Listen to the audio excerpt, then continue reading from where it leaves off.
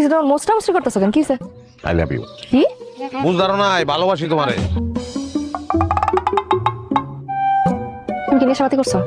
আমার নিশা হইছে, পেমেন্ট নিশা হইছে আমার। I love you. কত টাকাতে ফুল কিনছো? ভালোবাসার ফুলের কি মূল্য হয়নি? যদি মূল্য জিগা তাহলে তো লাখ টাকা, কোটি টাকা। বাস্তব হইলেও 100 টাকা দিয়ে কিনছি। 100 টাকা দিয়ে গোলাপ ফুল কিনছো?